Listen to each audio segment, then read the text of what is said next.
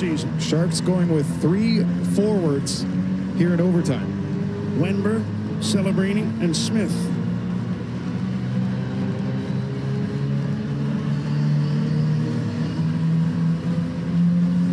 Canucks have Pettersson, DeBrusk, and Hronek. And Vancouver will control first. Jake DeBrusk. Now Hronek heads to the bench, and the Canucks get Bouillon out there. See Bouillon joining Pettersson and DeBrusk for the Canucks, and he'll bring the puck back to neutral ice.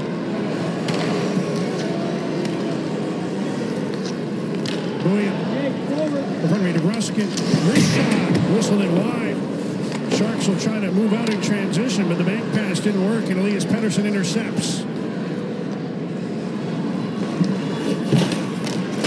Now Pettersson under pressure, been able to get the puck onto the stick of Bouillon. Ahead to Ogren. He's got Pettersson going to the net. Ogren centers. Pettersson shoots. Stopped by Askarov. Then Pettersson center. And Askarov was able to block that and cover. After denying Elias Pettersson a point-blank chance to win the game. Pettersson scampered up ice from his own zone, and Ogren realized that he had the chance to get it to him. Stops up. Pettersson trying to go over the glove near side, and as that rebound comes to him, knowing that the goaltender is scrambling, tried to bank it off him. Askarov was able to get there with that glove after he felt it go off his shoulder. Elias Pettersson does not have a game-winning goal this year. He remains tied for 4th in Canucks history with Trevor Linden with 33 career game-winning goals. Had a great chance there to break that tie. He's on the bench now as Besser comes out with Rossi. Hronek drops to Brock Besser. Carries into the San Jose zone. And Besser will bring the puck back out. Hronek back for Besser, and it's out of his reach. He's got to skate back to retrieve the puck. Minute and a half gone in overtime. Hronek takes the lead pass. Turns in the San Jose end. Drops for Besser. Being watched by Eklund. Here's Rossi. And he brings the puck back out.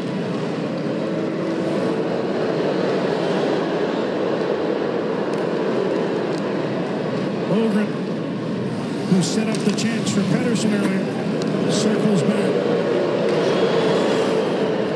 Now it's DeBrusk bringing it ahead. Drops for Wielander. Turns on the near side. DeBrusk. Wrist shot stopped by Askarov. DeBrusk feeds back. Wielander watched by Sherwood and now peels off on a change. Gotta go now. There's a change. Ogren picked off. Celebrini to win the game. Check from behind by Liam Ogren, who's one of the few players in this game that can catch up to Max and Celebrini.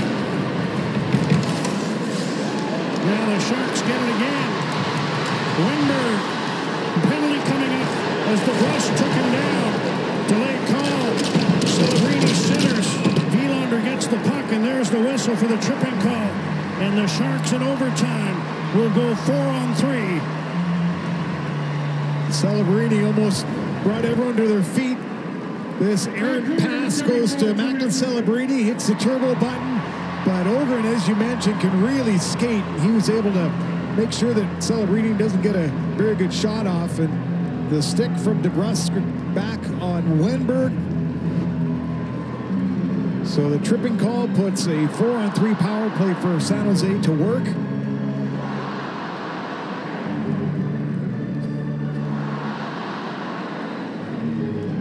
2:17 remaining in the OT.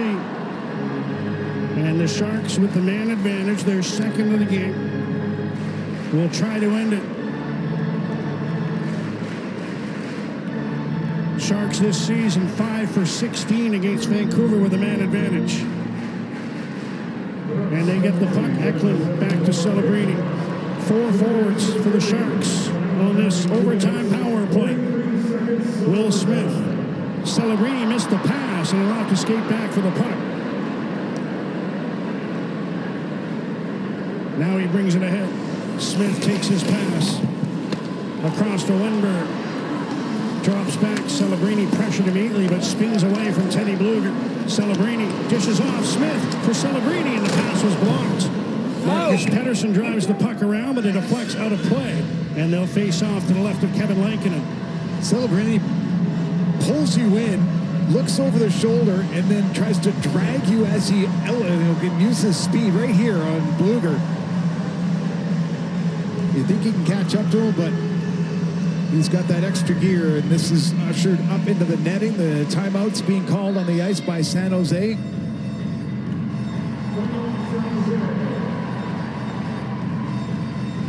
The key for the Canucks on this penalty kill is don't get mesmerized by the puck. Stay in your triangle. Can't get beaten off the wall. You can't even be that aggressive.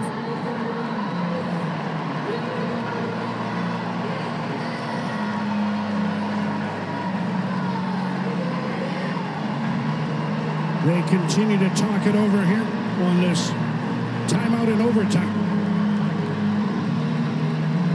A veteran trio for the Canucks in front of Kevin Lankinen trying to kill this off in Bluger, Marcus Pettersson, and Phil Hronek. One of the ways you can kind of pull apart a triangle penalty kill is skated towards them, then up over top in a quick interchange. So we'll see if the Sharks off this face-off can get some movement. Jake DeBrusk is in the box. 4-on-3 power play for the Sharks, who continue on with 4 forwards. And they'll get to the puck behind the net. Eklund for Smith. Trying to get away from Bluger. Smith went down. Fans react.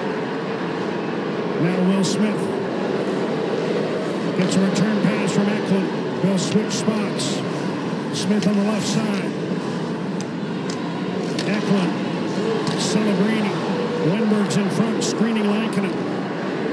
Celebrini to Smith. Shoots and chopped it wide of the goal.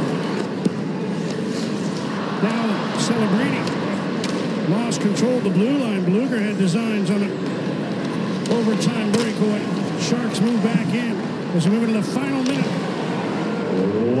Celebrini to Eklund. And now Celebrini again. Cuts left, wrist shot. And Lankinen through the screen, and Wenberg able to make the save. Here's Smith. Wenberg in front. Dishes off. Celebrini. Wenberg, drive move, poke check. Smith missed the net. I don't know if Marcus Pettersson tipped that one out of play. The way he's getting a pat on the head from Teddy Bluger suggests to me he did, as he lunged out with Smith looking at a wide open net. 2 times it looks like the Sharks had an excellent chance to put it towards the goaltender. They'll move it off. And this one looks like Smith has the net to shoot at, but Marcus Pettersson, after he can't track that puck, splays the legs.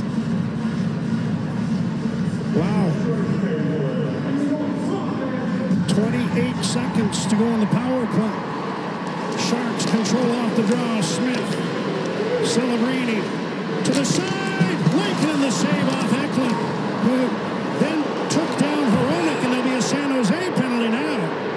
Interference call as Eklund kind of low bridged Hronek going after the loose puck. Chance off the face-off by San Jose. And after this stop here, you see that Hronek is trying to get to that puck in the corner, and Eklund doesn't move, runs the interference. And so the face-off will come down into San Jose's zone. With 28 seconds remaining in overtime. Now the Canucks will call their timeout.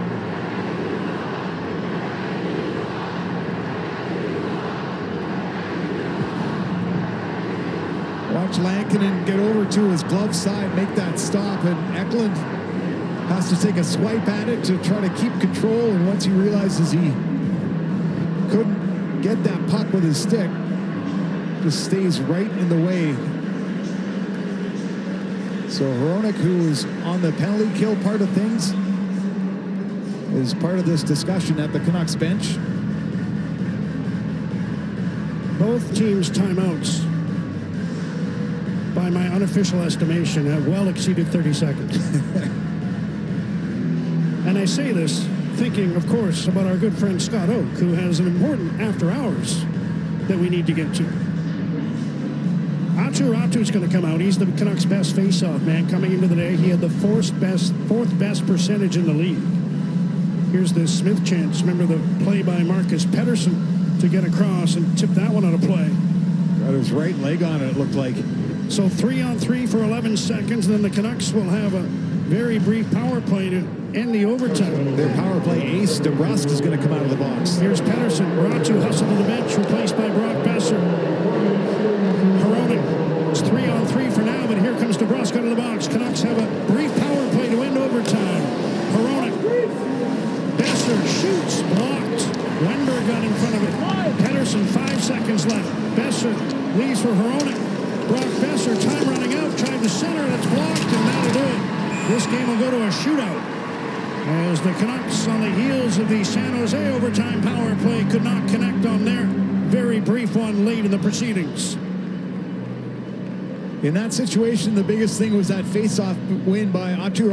And then the Canucks holding the puck long enough for Jake DeBrusk to get out of the penalty box and help out. Nothing.